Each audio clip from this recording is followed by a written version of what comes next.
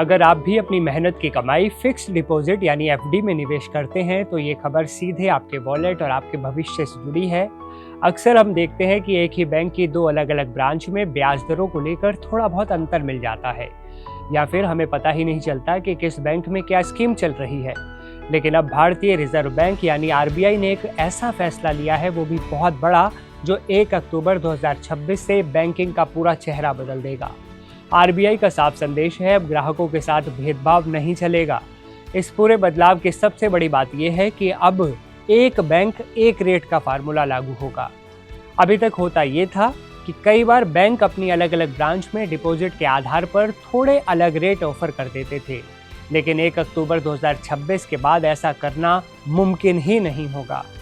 अगर आप दिल्ली की किसी ब्रांच में एफडी कराएं या मुंबई की, अगर राशि और समय एक ही है तो ब्याज भी बिल्कुल एक जैसा ही मिलेगा। आरबीआई ने साफ कर दिया है कि सभी commercial bank, small finance bank, क्षेत्रीय ग्रामीण बैंक और यहाँ तक कि पेमेंट बैंक और कोऑपरेटिव बैंकों को भी इस नियम का सख्ती से पालन करना होगा। यानी अब सिर्फ ब्रांच बदलने से आपको ज़्यादा ब्याज मिलने का दौर खत्म हो जाएगा।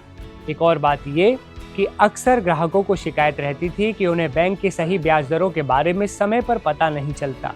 इसे दूर करने के लिए आरबीआई ने डिस्क्लोजर के नियमों को बहुत सख्त कर दिया है। अब हर बैंक को अपनी डिपॉजिट ब्याज दरों की पूरी लिस्ट अपनी वेबसाइट पर पहले से पब्लिश करनी होगी। इसका मतलब ये है कि बैंक के अंदर कदम रखने से पहले ही आपको पता होगा कि आपको कितना रिटर्न मिलने वाला है। पारदर्शिता यानी ट्रांसपेरेंसी बढ़ाने के लिए ये एक क्रांतिकारी कदम है, जिससे आम आदमी को बैंकों के चक्कर काटने से आज़ादी मिलेगी और वो घर बैठे अलग अलग बैंकों की तुलना कर पाएगा।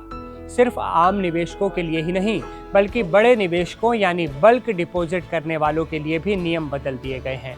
अब बैंकों को हर वर्किंग डे यानी कामकाज वाले दिन सुबह 10 बजे तक अपनी वेबसाइट पर बल्क डिपॉजिट के रेट्स अपडेट करने होंगे। इसके लिए आरबीआई ने अधिकतम 10:10 का समय दिया है। साथ ही बैंकों को बल्क डिपॉजिट और एनआरआई खातों के मामलों में थोड़ी ज़्यादा छूट दी गई है, ताकि वे मार्केट की स्थिति और अपनी लिक्विडिटी के हिसाब से रेट तय कर सकें। लेकिन याद रहे कि ये सब कुछ पूरी तरह पारदर्शी होगा। अब सबसे बड़ा सवाल, क्या 1 अक्टूबर से आपकी एफडी पर मिलने वाला ब्याज बढ़ जाएगा या घट जाएगा?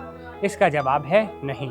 आरबीआई ने ब्याज दरों को घटाने या बढ़ाने का कोई आदेश नहीं दिया है। ब्याज दरें पहले की तरह बैंक अपनी फंडिंग कॉस्ट और मार्केट के हिसाब से तय करेंगे।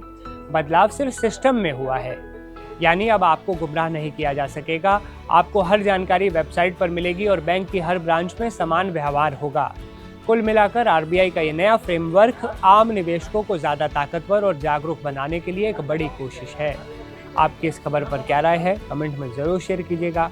और आपसे अपील ये है, इस वीडियो को उन लोगों के साथ ज़रूर शेयर कीजिए जो बैंकों के लेन देन में बहुत ज़्यादा बिजी रहते हैं। आपको लगता है कि बैंकों में उनका बहुत ज़्यादा कामकाज है, तो उन तक ये जानकारी पहुंचा दीजिए। मैं सिर्फ आपसे विदा लेता हूँ। फिर हम लोग का एक नए वीडियो में एक नए अपडेट के साथ आप देखते रहें एनडीटीवी इंडिया।